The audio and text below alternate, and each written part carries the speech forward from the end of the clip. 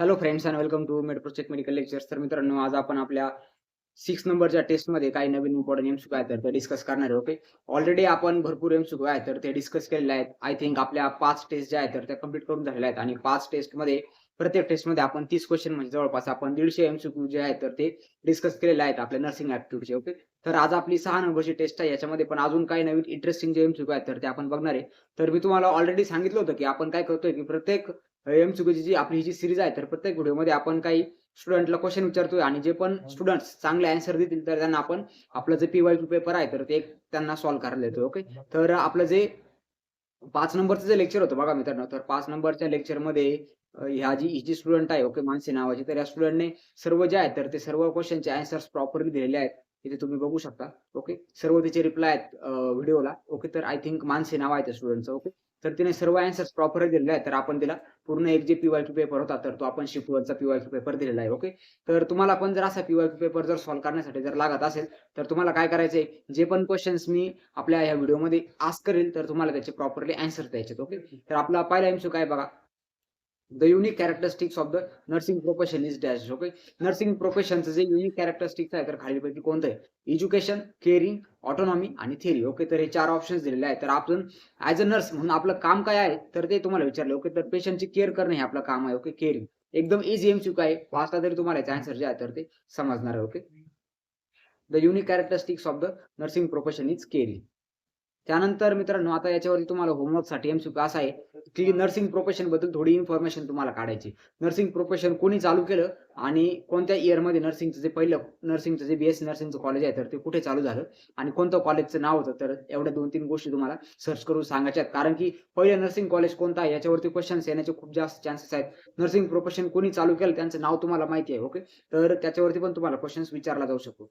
त्यानंतर आता नेक्स्ट बघा, polio eradicated from India. Okay. भारतामधून पोलिओ जो आहे तर तो कधी इरॅडिकेट झाला तर WHOनी जे सांगितलं आहे ओके तर 2014 मध्ये पोलिओ जो आहे तर तो पूर्ण वर्ल्ड वाईडच इरॅडिकेट झालेला होता.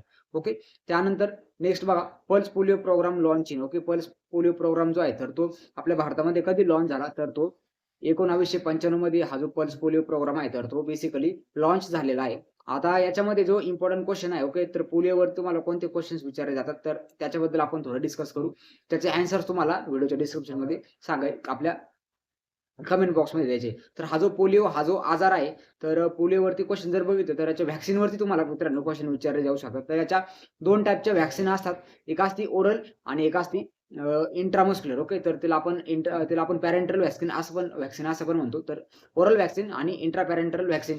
तर ह्या ज्या 2 व्हॅक्सिन्स आहेत, तर त्याचं नाव जे आहे, तर ते नाव तुम्ही मित्रांनो कमेंट करून सांगा आणि कोणती व्हॅक्सिन्स कोणत्या रूटने देते, हे तर आता आपण सांगितलंच की ओरल एक असते आणि एक असते इंट्रापॅरेंटल. ओके. किंवा तिला आपण पॅरेंटल रूटनी इंट्रामस्क्युलर देत असतो. तर ह्या ज्या दोन्ही ज्या व्हॅक्सिन्स आहेत, तर ह्या दोन्ही व्हॅक्सिन्सचे नाव आहेत, तर ते कमेंट बॉक्समध्ये तुम्ही सांगा. त्यानंतर मित्रांनो आपला 4th नंबरचा क्वेशन आहे बघा. Which kidney is slightly lower in location. Okay. खालीपैकी कोणती जी किडनी आहे, तर ती लोकेशननी थोडी खाली आहे. तर तुमचा एनाटॉमिकल बेसिसवर हा जो क्वेशन आहे, तर तो विचारलाय. आता बघा इथे तुमचं एक आपण पोट काढू. ओके. अशा पद्धतीने हे एक पर्सनचं ॲब्डोमेन आहे किंवा पोट आहे असं समजून. ओके. आता ह्या पोटामध्ये काय मित्रांनो, इकडे एक मोठासा ऑर्गन आहे. त्याला आपण काय म्हणतो? त्याला आपण म्हणतो लिव्हर. ओके. दारू पिऊन भरपूर लोकं याला खराब करतात. ओके. आणि इकडे काय असतात मित्रांनो, किडनीज प्रेझेंट असतात. ओके. इथे एक किडनी आहे. किडनी नाही, हा कानाचा शेप झालाय. आपल्याला किडनी काढायची. ओके. तर किडनी जी आहे, तर अशा पद्धतीची वेन शेपची किडनी असते. ओके. इकडे एक किडनी आहे आणि इकडे एक किडनी आहे. ओके. तर अशा 2 किडनीज असतात. त्यानंतर ह्या दोन्ही किडनीज आहेत, तर तिकडं रिनल आर्टरीज, रिनल व्हेन्स अशा पद्धतीने इथे असतात. ओके. आणि ते मध्ये ह्या एओर्टा सोबत आणि आपलं जे इन्फिरियर व्हेना केव्हा आहे तर त्याच्यासोबत अटॅच असतात. ओके. आणि इकडे खाली काय असतं असं युरेटर असतं. त्यानंतर हे युरेटरला इकडे एक बॅग असते. तिला आपण काय म्हणतो युरिनरी ब्लॅडर. त्यानंतर युरिनरी ब्लॅडरच्या पुढे युरेथ्रा, इकडे प्रोस्टेट ग्लॅंड्स मेल्समध्ये. ओके. तर अशा पद्धतीने पूर्ण आपली एक्सक्रिटरी सिस्टम आहे तर ती बनलेली आहे. ओके. आता तुम्हाला काय विचारलंय की कोणती किडनी आहे तर ती थोडीशी लोअर आहे. ओके. आता इथे तुम्हाला दिसत असेल ही जी किडनी आहे तर ही कोणती आहे? लेफ्ट किडनी आहे. त्यानंतर ही जी किडनी इकडची कोणती आहे? Right kidney. तर तुम्हाला काय वाटतं कोणती किडनी थोडीशी खाली आहे? ओके. तर ही जी राइट जी किडनी आहे, तर राइट किडनी थोडीशी खाली असते. ओके. आता राइट किडनी का खाली असते? कारण की इकडल्या साइडला आहे बघा हे लिव्हर आहे. ओके. लिव्हर जे आहे तर ते सर्वात मोठा ऑर्गन आहे आपला ॲब्डोमिनल कॅव्हिटी मधला. तर ह्या लिव्हरच्या प्रेझेन्समुळे काय झालं की ही जी किडनी आहे तर ही थोडीशी खाली आलेली. ओके, तर याच्यावरती आपलं जे राईट आन्सर असणार तर राईट आन्सर काय नाही आपलं ओके, राईट हेच आपलं राईट आन्सर. ओके, तर कोणती किडनी स्लाइटली लोअर आहे तर राईट साईडची जी किडनी आहे तर ती थोडीशी लोअर असते. आता तुम्हाला एमसीक्यू क्वेश्चन असा आहे की या किडनीचं तुम्हाला मित्रांनो लोकेशन लिहायचं. ओके, लोकेशन आपल्या ॲब्डोमिनल कॅव्हिटीमध्ये कुठे प्रेझेंट असतात तर याला एक वर्ड यूज केला जातो रिगार्डिंग टू पेरिटोनियम. तर तो जो वर्ड आहे तर तो इम्पॉर्टंट आहे. तर कमेंट सेक्शनमध्ये मला सांगा. त्यानंतर आता 5 नंबरचा क्वेश्चन बघा. Graphical representation of the blockage in the okay graphical किंवा ग्राफ नॉट अ ग्राफिकल. आता ग्राफिक्सचं इथं पूर्ण आपला जो ग्राफ आहे जिथे आपण सर्व मॅथमध्ये वापरायचं तर तो ग्राफ इथे कन्सिडर करू नका. ओके, ग्राफिकल म्हणजे just visualise. Okay, visual representation of the blockage in coronary arteries. Okay, आता ह्याच्या करोनरी आर्टरीज आहेत तर ह्या कोण आहेत सर्वात पहिले आपण ते जाणून घेऊ. ओके, अशा पद्धतीने आपलं काय हर्ट प्रेझेंट आहे. ओके, या हर्टला आय थिंक मी अशी एक डायग्राम काढून तुम्हाला समजवलं पण होती. इकडून एक सर्वात आपल्या बॉडीची ग्रेटेस्ट आर्टरी कोणती आहे तर ती आहे एओर्टा. आणि एओर्टापासून इकडे काय येतात अशा 2 ब्रांचेस असतात. ओके, ब्रांचेस इकडे आरसीए त्यानंतर इकडे एलसीए. त्यानंतर एलसीएच्या 2 ब्रांचेस असतात एलसीएक्स आणि एलईडी. ओके, तर आता इथे तुम्हाला क्वेश्चन काय विचारलाय graphical representation of blockage in the coronary arteries. ह्या ज्या करोनरी आर्टरीज आहेत याच्यामध्ये जर ब्लॉकेज जर झालं ओके आता याची आपण एक ल्युमेन काढू म्हणजे तुम्हाला समजेल. ओके, फॉर एक्झाम्पल ही राईट करोनरी आर्टरी आहे आणि या राईट कॉर्नरी आर्टरीमध्ये इकडे काय झालंय ब्लॉकेज तयार झालंय. ओके, असं इथं काय तयार झालंय ब्लॉकेज तयार झालंय. आता हे जे ब्लॉकेज आहे तर हे ब्लॉकेज आपण काय करतो एका डायग्नोस्टिक टेस्ट मधून आपण चेक करतो. तर त्या डायग्नोस्टिक टेस्टला काय म्हणतात तर हे तुम्हाला विचारले. ओके, हे ब्लॉकेज आहे याला आपण अॅथरोस्क्लेरोटिक प्लाक असं पण म्हणत असतो. तर अँजिओग्राफी. ओके, इथे सी ऑप्शन आहे बघा. अँजिओग्राफी त्याचं राईट आन्सर आहे. अँजिओ म्हणजे काय हर्ट रिलेटेड ज्या अँजिओ हा जो वर्ड आहे तर हा हर्ट आणि व्हेसलच्या रिलेटेड वापरला जातो. ओके, तर आपले जे पण काय हर्टच्या व्हेसल्स आहेत ज्या हर्टला ब्लड सप्लाय करतात तर त्याच्यामध्ये जर ब्लॉकेज राहिलं तर ते बघण्याची जी टेक्निक आहे त्याला आपण काय म्हणतो अँजिओग्राफी. आता अँजिओग्राफी कशी केली जाते बघा. तर आपला हा जो एओर्टा आहे तर एओर्टा म्हणजे काय एक ग्रेटेस्ट आर्टरी आहे. तर रॅडियल आर्टरी किंवा मग फ्युमरल आर्टरी मधून आपण काय करतो कॅथेटर इन्सर्ट करतो. त्या कॅथेटर सोबत एक कॅमेरा असतो आणि नंतर आपण डाय इन्सर्ट करतो आणि नंतर बघितलं जातं की हे जे ब्लॉकेज आहेत तर ते ब्लॉकेज कुठे आहेत. ओके, तर कॅथ लॅब बेस्ड प्रोसिजर आहे. त्यानंतर आता नेक्स्ट बघा. तर याच्यामध्ये तुम्हाला आता एमसीक्यू ओके एमसीक्यू एक थोडा नर्सिंगच्या केअर बेस असणार आहे की ज्या पेशंटची अँजिओग्राफी किंवा अँजिओप्लास्टी झाली तर त्यांच्यामध्ये नर्सिंग केअर आपण इम्पॉर्टंट काही प्रोव्हाइड करतो. ओके, त्यानंतर आता first step in hand hygiene. Okay, hand hygiene जे आहे तर त्याच्या भरपूर सर्व स्टेप्स असतात तर त्याच्यामध्ये SUIMAN. ओके, तर 6 ज्या स्टेप्स आहेत तर त्या 6 स्टेप्स असतात आपल्या हँड हायजीनच्या. ओके, तर त्यामध्ये सर्वात पहिली जी स्टेप्स आहे तर ती तुम्हाला विचारली तर पाम टू पाम जी आहे तर ती पहिली स्टेप आहे. आता सर्वांनी काय करायचंय ह्या ज्या हँड हायजीनच्या ज्या 6 स्टेप आहेत तर त्या कमेंट सेक्शनमध्ये मला सांगा. कारण की ह्या हँड हायजीनच्या स्टेप्स खूप इम्पॉर्टंट आहेत. तुम्ही नर्सिंगला कुठे जरी इंटरव्ह्यूला जर गेले तर तुम्हाला हँड हायजीनच्या स्टेप्स त्यानंतर हँड हायजीनच्या मूव्हमेंट हिचे विचारले जातात. ओके, त्यानंतर नेक्स्ट आहे बघा इन्सुलिन. त्यानंतर इथे एक इम्पॉर्टंट अजून एक असा क्वेश्चन आहे की हँड हायजीन आपण किती वेळासाठी केलं पाहिजे. मेडिकल हँड हायजीन आणि सर्जिकल हँड हायजीन तर असे 2 टाइप्स असतात. तर किती वेळासाठी आपण हँड हायजीन केलं पाहिजे हा पण एक इम्पॉर्टंट क्वेश्चन आहे तुमच्यासाठी. Insulin is given by the which route. Okay, आता इन्सुलिनचं काम काय असतं तर ते तुम्ही मला कमेंट सेक्शन मधून सांगा की आपलं जे इन्सुलिन आहे तर इन्सुलिन कुठून सिक्रेट होतं हे मी तुम्हाला कालच्या एका व्हिडिओ म्हणजे कालचेच आपण जे लेक्चर घेतलं तर त्यामध्ये विचारलं होतं की इन्सुलिनचा सोर्स काय आहे. ओके, तर आपलं जे बीटा लँगर सेल्स आहेत पॅनक्रियाच्या तर तिथून इन्सुलिन सिक्रेट होत असतं. आता मी इन्सुलिनचं तुम्हाला विचारतोय फंक्शन की इन्सुलिनचं फंक्शन काय आहे आपल्या बॉडीमध्ये. तर इन्सुलिन जे आहे तर ते आपण कोणत्या रूपाने देतो तर ते आपण सबक्युटेनियस रूपाने देत असतो. तुमच्या घरी जर कोणाला डायबिटीज जर असेल तर ते घेत पण असेल बघा. आता सबक्युटेनियस मध्ये पण ज्यावेळेस पेशंट घरी इन्सुलिन घेतात तर त्यांना आपण कुठे घ्यायला लावतो तर पोटावरती इन्सुलिन ते घेत असतात. आणि आज जर एका ठिकाणी आता फॉर एक्झाम्पल असं पोट आहे. ओके, त्यानंतर इथे काय आहे अंबलिकस आहे. ओके, तर अंबलिकसच्या साइडची जे एरिया आहे तर तिथे आपण असं पिंच करतो. फॉर एक्झाम्पल ही जी स्किन आहे ओके हिला असं पिंच करायचं. पिंच केल्यानंतर अशी वरती येणार आणि त्यामध्ये 90 डिग्रीने आपण सबक्युटेनियसली काय देतो इन्सुलिन देत असतो. ओके, आता सबक्युटेनियस इंजेक्शन देण्याचा रूट्स तसं जर बघितलं तर तो 90 डिग्री नाहीये. बट इन्सुलिनची जी सिरिंज असते ती छोटी असते. ओके, तिचं निडल एकदम छोटं असतं त्यामुळे आपल्याला ती 90 डिग्री आपण मोस्टली यूज करतो. ओके, तर आता हे जे आपण सबक्युटेनियसली जे यूज करतोय तर फॉर एक्झाम्पल आज जर इथे जर दिलं तर उद्या काय करायचंय उद्या घाताने इथून 2.5 सेंटीमीटर जागा सोडून इथे घ्यायचे. परवा परत 2.5 सेंटीमीटर जागा सोडून इथे घ्यायचे. त्यानंतर इथे, त्यानंतर इथे असं सर्क्युलर मोशनने आपल्याला इन्सुलिन जे आहे तर ते घेत राहायचं. जर हे एकाच ठिकाणी जर गेलं देत झालं तर तिथं ते पर्टिक्युलर जे लिपिड आहे तर ते लिपिडमध्ये इन्फेक्शन होत असतं. ओके, तर इन्सुलिनचं फंक्शन काय असतं तर ते सांगा. त्यानंतर इन्सुलिन आपण बघितलं, इन्सुलिनचे टाइप्स असतात. त्यामध्ये short acting, intermediate acting, long acting असे व्हेरियस टाइपचे इन्सुलिन असतात. ओके. आता 8 नंबरचा क्वेश्चन बघा. पहिली जी केस आहे तर ती COVID-19ची कुठे फाउंड झाली? तर ती कुठे फाउंड झाली? केरळमध्ये फाउंड झाली. तुम्हाला सर्वांना बेसिक जनरल नॉलेज असेल. तरी कधी फाउंड झाली त्याचे डेट्स फाइंड आउट करा आणि कोविडवर कोणत्या-कोणत्या व्हॅक्सिन्स आहेत तर त्याचे नावं ॲज अ होमवर्क म्हणून घ्या. त्यानंतर dash dash is not a water born disease very, very important MCQ आहे तुमच्यासाठी. ओके. तर खालीलपैकी कोणता जो डिसीज आहे तर तो पाण्यामुळे नाही होत. ओके. तर कोलेरा जो आहे तर तो पाण्यामुळे होत असतो. त्यानंतर हेपॅटायटिस ए पण पाण्यामुळे होतो. ट्युबरक्युलोसिस आणि टायफॉइड. ओके. तर टायफॉइड हा पण पाण्यामुळे होणारा आजार आहे. बट ट्युबरक्युलोसिस हा जो आहे तर हा एअरबॉर्न डिसीज आहे. ओके. तर ट्युबरक्युलोसिस जे आहे तर तो कोणत्या एजंटमुळे होतो तर त्या एजंटचं नाव ॲज अ होमवर्क क्वेश्चन आहे तुम्हाला कमेंट सेक्शनमध्ये सांगायचं आहे. त्यानंतर ट्युबरक्युलोसिसवर जी ट्रीटमेंट आहे तिला आपण डॉट्स ट्रीटमेंट असं म्हणतो. त्यानंतर नेक्स्ट बघा एमसीक्यू. कंजेनिटल डिसीज म्हणजे काय? Disease by birth, disease bye infection, hereditary disease आणि डिसीज बाय व्हायरस. ओके. जे डिसीज व्हायरसने होतात त्याला आपण व्हायरल डिसीज असं म्हणतो. त्यानंतर इन्फेक्शसने होणारे कम्युनिकेटेड डिसीज किंवा कंटॅमिनेटेड डिसीज किंवा त्याला आपण कम्युनिकेबल डिसीज असंच म्हणतो, इन्फेक्शियस डिसीज. त्यानंतर hereditary disease. Okay. Hereditary disease म्हणजे काय? तर एका जनरेशनकडून दुसऱ्या जनरेशनकडे जाणारे जे डिसीजेस आहेत त्याला आपण हेरिडिटरी डिसीज असं म्हणतो. फॉर एक्झाम्पल जीनमध्ये जर काही डिफेक्ट जर असेल तर त्याला आपण हेरिडिटरी डिसीज असं म्हणतो. आणि डिसीज बाय बर्थ. ओके. ज्यावेळेस बेबीची बर्थ होते तर त्यावेळेस एनाटॉमिकल काही डिफेक्ट प्रेझेंट असतात त्याला आपण कंजेनिटल एनोमली किंवा कंजेनिटल डिसीज असं म्हणतो. फॉर एक्झाम्पल आपलं हर्ट आहे तर हर्टमध्ये ASD, VSD, TOF असे भरपूर सर्व डिसीज आहेत तर ते हर्टमध्ये असतात, ब्रेनमध्ये पण असतात, क्रॅनिओरॅकासिस आहे. त्यानंतर स्पायना बायफिडा आहे. भरपूर असे कंजेनिटल डिसीज आहेत तर ते प्रेझेंट असतात. ओके. आता हे जे कंजेनिटल डिसीजेस जे आहेत तर ते प्रिव्हेंट करण्यासाठी मदरने कोणते प्रिकॉशन्स घेतली पाहिजे तर ते इम्पोर्टंट आहे. त्यामध्ये जे बिअर किंवा दारू आहे तर ती पिली नाही पाहिजे आणि फर्स्ट ट्रायमेस्टरमध्ये जे न्यूरल डिफेक्ट आहेत तर ते प्रिव्हेंट करण्यासाठी फोलिक ॲसिड घेतलं पाहिजे. ओके. फोलिक ॲसिडच्या टॅब्लेट्स आहेत तर त्या मोस्टली आपण घेत असतो. तर ॲनिमिया मुक्त भारत जो प्रोग्राम आहे तर त्याच्या अकॉर्डिंगली 500 mcg फोलिक ॲसिड आहे तर ते मदरला दिलं जातं थ्रूआउट प्रेग्नन्सी.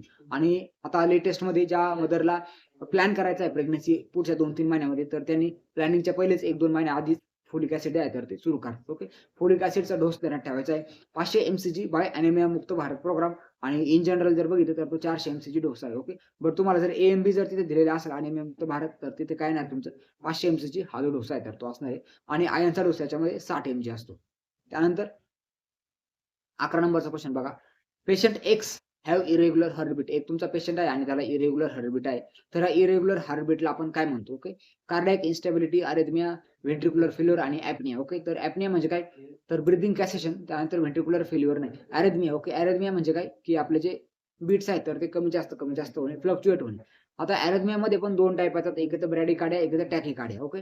ब्रॅडिकार्डिया जर असेल तर त्याला आपण काय म्हणतो? हार्ट रेट 60 पेक्षा कमी आणि टॅकिकार्डिया असेल तर हार्ट रेट 60 पेक्षा 100 पेक्षा जास्त. त्यानंतर tetanus vaccine given before surgery. Okay. तर टिटेनस व्हॅक्सिनचा रूट कोणता आहे तर तुम्हाला सांगा तुम्ही.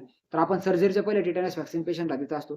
तर तो कोणता रूटने दिला जातो? ओके. तर इंट्रामस्क्युलर रूट आपण प्रिफर करतो. त्यानंतर इंट्राव्हेनस रूटने आपण कोणती व्हॅक्सिन मोस्टली देत नाही. इंट्राडर्मलने देत असतो. तर ती कोणती व्हॅक्सिन आहे सांगा? ओके. BCG व्हॅक्सिन आहे तर ती ऑन बर्थ आपण देत असतो. तर BCG व्हॅक्सिनचा डोस आता तुम्ही सांगा. ओके. बाकीच्या गोष्टी मी सांगितल्यात. तर BCG व्हॅक्सिनचा डोस सांगायचा आहे. ओके. त्यानंतर सबलिंग्वल आपण व्हॅक्सिन वगैरे काय सबलिंग्वली देत नसतो. ओके. त्यानंतर myopia is the eye condition in which. Okay. Myopia जी आहे तर एक आय कंडिशन आहे. तर त्यामध्ये ॲक्चुअली काय होतं? ओके. तर याच्यामध्ये मायो म्हणजे काय? जवळच. ओके. पेशंटला जवळच्या थिंग्स आहेत तर ते दिसतात बट लांबच्या थिंग्स दिसत नाही. ओके. तर मायोपिया याला आपण निअर साइटनेस असं पण म्हणतो. ओके. त्यानंतर मायोपियामध्ये जी लेन्स वापरतो आपण तर त्यामध्ये आपण जी बायकॉन्केव्ह लेन्स आहे. ओके. तर बायकॉन्केव्ह लेन्सचा वापर आपण करत असतो. की बायकॉन्केव्ह म्हणजे कशी? तर अशी जी लेन्स आहे तर अशी बायकॉन्केव्ह लेन्स आहे तर ती याच्या ट्रीटमेंटसाठी आपण मायोपियाचा यूज करत असतो. आता आपण मायोपिया बघितलं. आता सेकंड जे आहे तर हायपरोपिया. तर तुम्ही ते मला आपल्या कमेंट बॉक्समध्ये सांगा की हायपरमेट्रोपिया किंवा हायपरोपिया जे आहे तर त्यामध्ये काय होतं? ओके. त्यानंतर अजून काय बघा इथं ब्लर व्हिजन वगैरे आहे. तर ब्लर व्हिजन जे आहे तर ते आपल्या कशाचं क्लासिकल साइन आहे? कॅटरॅक्टचं क्लासिकल साइन आहे. त्यानंतर पल्सन ओके ठीक आहे. हे तुम्हाला माहिती आहे. तुम्हाला आता कमेंट बॉक्समध्ये त्याचा आन्सर द्यायचा. त्यानंतर 14 नंबर एमसीक्यू बघा. Dash dash is a sign of infection. बॉडीमध्ये कोणतं पण इन्फेक्शन जर झालं तर त्याचं सर्वात पहिलं साइन कोणतं आहे? तर बॉडीचं टेम्परेचर वाढणे त्याला आपण काय म्हणतो? फीव्हर येणे. ओके. तर हे आपलं पहिलं इन्फेक्शनचं साइन असतं. त्यानंतर जॉइंट पेन म्हणजे ॲथलॅर्जिया. त्यानंतर इरिटेबिलिटी नाही आणि इन्क्रीज प्लेटलेट्स. ओके, ते पण रॉंग आन्सर. त्यानंतर नेक्स्ट आहे बघा, dash dash is the normal weight gain in the pregnancy. Okay, प्रेग्नन्सीमध्ये नॉर्मल वेट गेन किती होतं, तर 12 ते 15 किलो पर्यंत नॉर्मल वेट गेन आहे तर ते होत असतं पहिल्या ट्रायमिस्टरमध्ये, सेकंड ट्रायमिस्टरमध्ये आणि थर्ड ट्रायमिस्टरमध्ये जर बघितलं तर टोटली 11 किलो वेट जे आहे तर ते गेन होतं. बट मॅक्स टू मॅक्स जे आहे तर ते 15 केजी पर्यंत वेट गेन होऊ शकतं. तर 12 ते 15 केजी वेट पर्यंत गेन होतं. त्यानंतर 16 नंबर एमसीक्यू बघा, to dilate the blood vessels of heart by stent. Okay, आता आपण इकडे डायग्राम बघितली होती बघा, इथं तुम्हाला मी हर्टच्या डायग्राम मध्ये सांगितलं होतं, कुठे गेली. ओके, तर आता हा जो ब्लॉकेज आहे तर हा ब्लॉकेज आपल्याला रिमूव्ह करायचा आहे. ओके, तर हा ब्लॉकेज रिमूव्ह करण्यासाठी इथे काय टाकलं जातं मित्रांनो, स्टेन टाकली जाते आणि स्टेन टाकून काय केलं जातं तर इथे थोडं डायलेट केलं जातं. ओके, तर आता डायलेट करण्यासाठी इथे अशी एक स्टेन टाकली जाते. आता इथे स्टेन प्रॉपरली मला डायग्राम काढता नाही येते, ठीक आहे समजून घ्या. अशी एक स्टेन टाकली जाते. तर ही जी स्टेन टाकण्याची जी प्रोसिजर आहे तर स्टेन टाकण्याच्या प्रोसिजरला काय म्हटलं जातं तर हे तुम्हाला या एमसीक्यू मधून विचारलं. ओके, तर आता आपण अँजिओग्राफी बघितलं होतं. अँजिओग्राफीमध्ये काय आपण बघतो तर अँजिओग्राफीमध्ये आपण ब्लॉकेज कुठे आहे तर ते बघतो, त्याला आपण म्हणतो अँजिओग्राफी.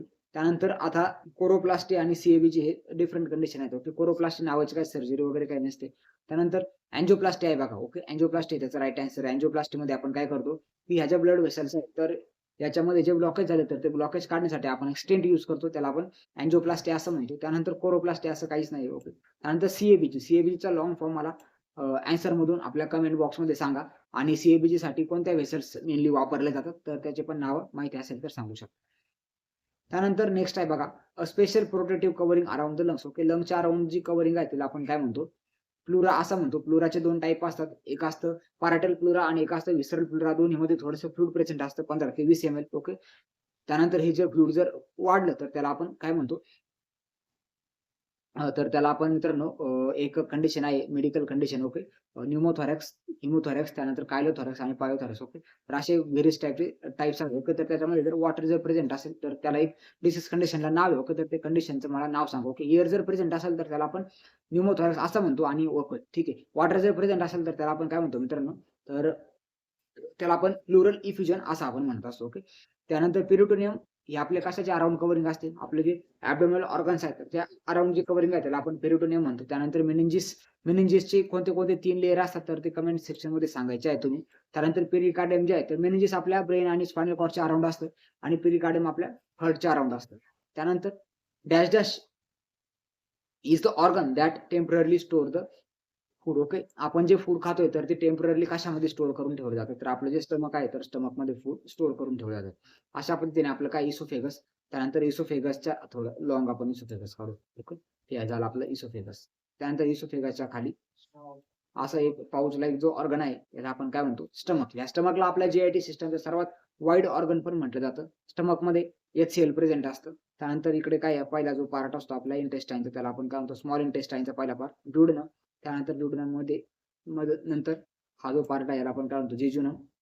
त्यानंतर जेजुनम नंतर असतं इलियम. ओके, आता हे थोडं वाकडं तिकडे झालंय. त्यानंतर इलियम जे आहे तर इलियम नंतर इकडे काय असतं, लार्ज इंटेस्टाईन सुरू होतं असं पद्धती. हे काय आपलं लार्ज इंटेस्टाईन आहे, अशा पद्धतीने लार्ज इंटेस्टाईन असतं. आता लार्ज इंटेस्टाईनचे पण पार्ट असतात बघा, इकडे अपेंडिक्स असतं. ओके, तर हा जो पार्ट आहे याला आपण काय म्हणतो, सिकम असं म्हणतो. त्यानंतर हा जो वरती जातो याला आपण काय म्हणतो, असेंडिंग कॉलन. त्यानंतर हा ट्रान्सवर्स कॉलन. त्यानंतर हा डिसेंडिंग कॉलन. त्यानंतर सिग्मॉइड कॉलन. त्यानंतर रेक्टम आणि सायनस. ओके, तर अशा पद्धतीने हे लार्ज इंटेस्टाईनचे पार्ट असतात. त्यानंतर दोन फ्लेक्झर असतात, इकडे लिव्हर असतं म्हणून याला आपण काय म्हणतो, हेपेटिक फ्लेक्झर. त्यानंतर इकडे स्प्लीन असतं त्याला आपण म्हणतो स्प्लेनिक फ्लेक्झर. ओके, त्यानंतर नेक्स्ट टाइम बघा, which part of the GIT. Okay, GIT म्हणजे काय, gastro intestinal tract is help in the absorption of water. तर वॉटरच्या ऍब्झॉर्प्शन साठी आपल्याला लार्ज इंटेस्टाईन हेल्प करतं. त्यानंतर स्मॉल इंटेस्टाईनचं काम काय असतं की आपले जे न्यूट्रिएंट्स आहेत तर ते न्यूट्रिएंट्स आपल्या स्मॉल इंटेस्टाईन मधून ऍब्झॉर्ब केले जातात. आता ऍब्झॉर्प्शन साठी जो पार्ट हेल्प करतो तर त्याला आपण काय म्हणतो, विलाय असं म्हणतो. विलायवरती पण छोटे छोटे विलाय असतात. फॉर एक्झाम्पल ही आपली ल्युमेन आहे तर ल्युमेन वरती असे ब्रश लाईक बॉर्डर प्रेझेंट असते, याला आपण काय म्हणतो, विलाय. त्या विलायवर असे छोटे छोटे मायक्रो विलाय प्रेझेंट असतात जे ऍब्झॉर्प्शनचं काम करत असतात. ओके, त्यानंतर स्टमक बद्दल आताच आपण बघितलं इकडे. त्यानंतर नेक्स्ट आता बघा, right side of the human heart is. Okay, आपल्या हार्टची जी राईट साइड आहे, ओके, अशा पद्धतीने आपलं हार्ट असतं. हे डायग्राम तुम्हाला आय थिंक पाठ झाले असेल. ओके, त्यामध्ये 4 चेंबर असतात. तर हे जे चेंबर आहे right atrium, sorry right heart. Okay, तर राईट हार्ट तुम्हाला विचारलं तर राईट ॲट्रियम आणि राईट व्हेंट्रिकलचं काम काय असतं तर त्यामध्ये डिऑक्सिजनेटेड ब्लड जे आहे तर ते मेनली प्रेझेंट असतं. इकडून सुपिरियर व्हेना केवा, त्यानंतर इकडे इन्फिरियर व्हेना केवा मधून सर्व डिऑक्सिजनेटेड ब्लड ज्यामध्ये ऑक्सिजनचं प्रमाण कमी असतं असं ब्लड येतं इकडे राईट ॲट्रियममध्ये. त्यानंतर इकडून राईट व्हेंट्रिकलला, इथून मग लंग्सकडे, पल्मोनरी ट्रंक मधून इथून परत सर्क्युलेशन अशा पद्धतीने आपलं चालत असतं. ओके, तर डिऑक्सिजनेटेड हे त्याचं राईट आन्सर असणार आहे. नेक्स्ट बघा, when breast feeding is given. Okay, breast feeding वरती आपण विनिंग वरती वगैरे क्वेश्चन बघितले, कधी सुरू केली जाते, विनिंगचा अर्थ काय असतो. त्यानंतर आता ब्रीस्ट फिडिंग वरती आपण हॉर्मोन पण बघितले, प्रोलॅक्टिन, ऑक्सिटोसिन. आता ब्रीस्ट फिडिंग जे आहे तर ती कधी दिले जातं. ओके, तर ज्यावेळेस बेबी रडेल, ज्यावेळेस बेबी डिमांड करेल, तर त्यावेळेस आपण ब्रीस्ट फिडिंग देत असतो. असं काही स्पेशल टाइम टेबल करायचं नाही की 2-2, 3-3 तासांनी करायचं. ज्यावेळेस बेबी डिमांड करेल तर त्यावेळेस ब्रीस्ट फिडिंग दिलं पाहिजे. आता ब्रीस्ट फिडिंग साठी आपण 2 हार्मोन्स बघितले, ऑक्सिटोसिन आणि प्रोलॅक्टिन. तर दोन्हीचे पण जे फंक्शन्स आहेत तर ते कमेंट बॉक्स मध्ये सांगा. त्यानंतर आता 22 नंबर सेम सुरू बघा. Which method is use to locate the blockage in the. Okay, हा आय थिंक रिपीट झालाय. याचा आपण आन्सर बघितलं की अँजिओग्राफी याला आपण म्हणतो. ओके, त्यानंतर एमटीपीचा लॉंग फॉर्म काय? एमटीपी म्हणजे काय? Medical termination of the pregnancy आहे का याच्यामध्ये? हे बघा इथे सी ऑप्शन आहे. मेडिकल टर्मिनेशन ऑफ प्रेग्नन्सी म्हणजे काय? की हॉस्पिटलमध्ये जाऊन अबॉर्शन करवणे, त्याला आपण मेडिकल टर्मिनेशन ऑफ प्रेग्नन्सी असं म्हणतो. याच्यामध्ये पहिले जे आहे तर ती एमटीपी किट वापरली जाते, ज्यामध्ये 2 टाईपच्या टॅबलेट असतात. एक टॅबलेट, ओके, ही जी किट असते, ओके, तर अशी किट असते, अशी एक स्ट्रीप असते, हिचे 2 भाग असतात. इकडे एक टॅबलेट असते 200 mg ची मायफेप्रिस्टॉन, आणि इकडे मिसोप्रिस्टॉलच्या 4 टॅबलेट असतात. ओके, असं. तर याला आपण काय म्हणतो? MTP kit. तर ही एमटीपी किट जी आहे तर ती इनिशियली यूज करणार. त्यानंतर सेकंड जे आहे, त्यानंतर त्याच्यामध्ये आपण काय करतो? डी&सी सर्जरी आहे, डायलिटेशन अँड क्युरेटिव्ह सर्जरी. त्यानंतर मॅन्युअल व्हॅक्यूम ॲस्पिरेशन हे पण करत असतो आपण. त्याला आपण काय म्हणतो? Manual vacuum aspiration. एमव्हीए ही जी ऑपरेशन आहे तर हे ओपीडी बेस ऑपरेशन असतं, तर ते आपण करू शकतो. डी&सी म्हणजे काय? डायलिटेशन अँड क्युरेटिव्ह सर्जरी ही पण आपण करू शकतो. ओके, तर असे हे जे 3 आहेत तर हे इम्पोर्टंट मेथड्स आहेत एमटीपीच्या, मेडिकल टर्मिनेशन ऑफ प्रेग्नन्सीच्या. त्यानंतर आता नेक्स्ट आहे बघा, dash dash is the most common metabolic disease. Okay, metabolic disease खालीलपैकी कोणता आहे? ओबेसिटी, डायबिटीज, हायपोकॅल्शियमिया आणि हार्ट डिसीज. सर्व आय थिंक मेटाबॉलिक डिसीजेस आहेत. हार्ट डिसीज नाहीये, बट याच्यापैकी डायबिटीज हा जो आहे तर हा मोर कॉमन आहे. ओके, डायबिटीजचे टाईप असतात, डायबिटीज मालायटस आणि डायबिटीज इन्सिपिडस. ओके, तर इन्सिपिडस जो आहे तर तो आपल्या शुगरच्या रिलेटेड नसतो, तर तो व्हॅसोप्रेसिनच्या डिफिशियन्सीमध्ये डायबिटीज इन्सिपिडस असतो. आणि डायबिटीज जो आहे, डायबिटीज इन्सिपिडस आणि सेकंड डायबिटीज मालायटस. ओके, तर डायबिटीज मालायटस जो आहे तर तो आपल्या शुगर रिलेटेड आजार आहे. याचे 2 टाईप असतात, डायबिटीज मालायटस 1, डायबिटीज मालायटस 2. डायबिटीज मालायटस 1 जे आहे तर ते लहान मुलांमध्ये होतं. तर त्याच्यामध्ये जे मेनली आहे तर इन्सुलिनचं प्रोडक्शनच बंद झालेलं असतं. ओके, आणि डायबिटीज मालायटस सेकंड जो आहे तर त्यामध्ये इन्सुलिनचं प्रोडक्शन होतं, बट बॉडी त्याला प्रॉपरली डिटेक्ट करत नाही. ओके, त्यानंतर 25 नंबरचा एमसीक्यू बघा. Which hormone is related to the dwarfism. Dwarfism म्हणजे काय? की बुटकेपणा. बुटकेपणाच्या रिलेटेड कोणता आहे? तर तो ग्रोथ हार्मोन आहे. ओके, ग्रोथ हार्मोनचं जर एक्सेसिव्ह जर झालं तर त्याला आपण काय म्हणतो? जिजॅन्टिझम असं आपण त्याला म्हणत असतो. त्यानंतर एसीटीएच आहे. एसीटीएचचा लॉंग फॉर्म काय? Adrenocorticotropic hormone. ओके, त्यानंतर ऑक्सिटोसिन, प्रोलॅक्टिन. तुम्ही याचे आन्सर मला कमेंट सेक्शनमधून देणार आहे. ते दोन्हीचं ब्रीस्ट फीडिंग रिलेटेड काय फंक्शन असतं. त्यानंतर 26 नंबर एमसीक्यू बघा. Dash dash is required for the synthesis of haemoglobin. हिमोग्लोबिनच्या सिंथेसिससाठी फोलिक ऍसिड आणि आयर्न दोन्हीची पण गरज पडत असते. ओके, त्यानंतर ओके इथे बोथ ए अँड बी आपला आन्सर असणार आहे. 27 नंबरचा एमसीक्यू बघा. Which cell make the myelin sheath in PNS. Okay, PNS म्हणजे काय? पेरिफेरल नर्वस सिस्टममध्ये मायलिन शीथ जे आहे तर मायलिन शीथ कोण बनवत असतं. ओके, आता ज्या विद्यार्थ्यांनी आपले क्लासेस केले तर त्यांना कळलं असेल की मायलिन शीथ काय असतं. ओके, तर आपण न्यूरॉनचं स्ट्रक्चर बघतो. अशा पद्धतीने न्यूरॉनचं स्ट्रक्चर असतं. इकडे ॲक्झॉन टर्मिनल्स. ओके, तर ही जी आहे तर आपण काय म्हणतो? Sale body. ह्या सेल बॉडीला इकडे असे डेंड्राइट्स प्रेझेंट असतात. Okay, antenna like. ओके, ह्या डेंड्राइटचं काम काय असतं? की सिग्नलला घ्यायचं, त्यानंतर हे सेल बॉडीमध्ये येतात आणि तिथून हे ॲक्झॉन वरती जातात. ओके, आता हे जे ॲक्झॉन आहे तर ॲक्झॉन वरती एक स्पेशल कव्हरिंग प्रेझेंट असतं असे. ओके, ॲक्झॉन वरती असे कव्हरिंग प्रेझेंट असतं. या कव्हरिंग जे आहे तर कव्हरिंग कोण बनवतं हे तुम्हाला विचारलंय. ओके, अशी कव्हरिंग प्रेझेंट असते. तर या कव्हरिंगला आपण काय म्हणतो? मायलिन शीथ असं आपण याला म्हणत असतो. ओके, तर ही मायलिन शीथ जी आहे तर ही कोण बनवतं? श्वान सेल जे आहे तर ते पेरिफेरल नर्वस सिस्टममध्ये श्वान सेल बनवतात, आणि जे सेंट्रल नर्वस सिस्टम आहे तर त्यामध्ये ऑलिगोडेंड्रोसाइट्स बनवत असतात. त्यानंतर हा जो मधला जो स्पेस आहे तर याच्यावरती पण तुम्हाला एमसीक्यू विचारला जाऊ शकतो. ओके, हा जो स्पेस आहे याला आपण काय म्हणतो? नोड ऑफ रॅन्युलर असं याला म्हटलं जातं. ओके, तर हे काही इम्पॉर्टंट क्वेश्चन्स आहेत तर तुम्हाला विचारले जातात. त्यानंतर आपल्या बॉडीमधली सर्वात लॉंगेस्ट सेल कोणती आहे? तर ती न्यूरॉन आहे. ओके, त्यानंतर 20 नंबरचा एमसीक्यू बघा. Which of the following. Okay, याचा राईट आन्सर काय नाही आपलं? Schwann cell. त्यानंतर which of the following is not included on admission of the patient. Okay, पेशंटचं ज्यावेळेस आपण ऍडमिशन करतो तर त्यापैकी खालीलपैकी कोणती गोष्ट ही करायची नाही. Tell relative to stay outside the ward. Okay, त्यानंतर टेक द व्हायटल साईन आपण करतो. त्यानंतर पेशंटचं इमर्जन्सी आपण मेडिसिन वगैरे किंवा स्टॅट मेडिसिन जे असेल तर ते आपण देतो लगेच. आणि इनिशियल असेसमेंट आपण करतो. बट आपण पेशंटच्या रिलेटिव्हला तुम्ही बाहेर थांबा असं आपण त्यांना आग्रह करू शकत नाही. ओके, कारण की आपल्याला पेशंटची हिस्ट्री घ्यायची असते तर पेशंटच्या रिलेटिव्हला आपल्याला हिस्ट्री कलेक्शनमध्ये हेल्प घ्यावं लागते. त्यानंतर doctor have speciality in the heart disease. Okay, heart डिसीजमध्ये स्पेशालिटी जो डॉक्टर आहे किंवा नर्सेस आहेत त्यांना आपण कार्डिओलॉजिस्ट किंवा कार्डिओलॉजिस्ट नर्स असं आपण त्यांना म्हणत असतो. न्यूरोलॉजिस्ट म्हणजे काय, की आपल्या ब्रेन रिलेटेड जे काम करतात त्याला आपण न्यूरोलॉजिस्ट म्हणतो. नेफ्रोलॉजिस्ट म्हणजे किडनी रिलेटेड. पेडियाट्रिशियन म्हणजे काय, की लहान मुलं. त्यानंतर 30 नंबरचा क्वेश्चन बघा, लास्ट क्वेश्चन आहे. ओके, 29-30. ब्रॅडीकार्डिया म्हणजे काय. ओके, तर ब्रॅडीकार्डिया म्हणजे काय, तर slow down of the heart rate, त्याला आपण ब्रॅडीकार्डिया म्हणतो. तर याचा अमाउंट सांगा कितीच्या खाली हार्ट रेट गेल्यानंतर आपण त्याला ब्रॅडीकार्डिया असं आपण म्हणत असतो. ओके, त्यानंतर आता जे पण मी एमसीक्यू तुम्हाला विचारले तर त्याचे आन्सर्स द्या कमेंट सेक्शनमध्ये. तुम्हाला पण मित्रांनो एक जी टेस्ट आहे तर ती सॉल्व्ह करण्यासाठी भेटेल. ओके, तर एका स्टुडंट आपण ऑलरेडी प्रोव्हाईड केलाय त्याचे तुम्हाला प्रूफ दाखवतोय मी. त्यानंतर ज्या पण विद्यार्थ्यांना आपल्या मेगा टेस्ट सिरीजमध्ये एनरोलमेंट करायची असेल करून घ्या, कारण की एक्झामला कमी दिवस राहिलेले आहेत. एक्झामची जी प्रॅक्टिस आहे तर ते चांगल्या पद्धतीने एमसीक्यू इम्पॉर्टंट टॉपिकवरती सर्व एमसीक्यू आहेत तर ते तुम्हाला मेगा टेस्ट सिरीजमध्ये मित्रांनो भेटून जातील. ज्यांना मेगा टेस्ट सिरीज घ्यायची असेल तर त्यांनी मला कमेंट सेक्शनमधून सांगा. त्यासोबत पीवायक्यू पण भेटून जातील तुम्हाला. कसे पद्धतीचे क्वेश्चन्स पीवायक्यू मध्ये विचारले त्याचा एक तुम्हाला आयडिया येऊन जाईल. आणि नर्सिंग ॲप्टिट्यूडचे क्लासेस आहेत. ज्या विद्यार्थ्यांना नर्सिंग ॲप्टिट्यूडच्या क्लासेसमध्ये एनरोलमेंट करायचं असेल लवकरात लवकर एनरोलमेंट करून घ्या. पेपरला कमी दिवस राहिलेले आहेत तर नर्सिंग ॲप्टिट्यूडचा अभ्यास तुमचा चांगल्या पद्धतीने होऊन जाईल. ओके, तर आय होप तुम्हाला सर्वांना आजचा व्हिडिओ समजला असेल. सर्व एमसीक्यू आहेत तर ते समजले असतील. ओके, तर आपण किती सेशन्स आतापर्यंत घेतलेत मित्रांनो, तर आपण 6 लेक्चर्स आहेत तर ते घेतलेत. अजून आपण 4 लेक्चर घेऊन नर्सिंग ॲप्टिट्यूडचा सर्व सिलेबस आणि जे काही इम्पॉर्टंट एमसीक्यू आहेत तर ते मित्रांनो कव्हर करू. तर भेटूया आपल्या नेक्स्ट व्हिडिओमध्ये. तोपर्यंत wish you all the best for your admission process and nursing CET. Thank you friends. जय हिंद, जय महाराष्ट्र.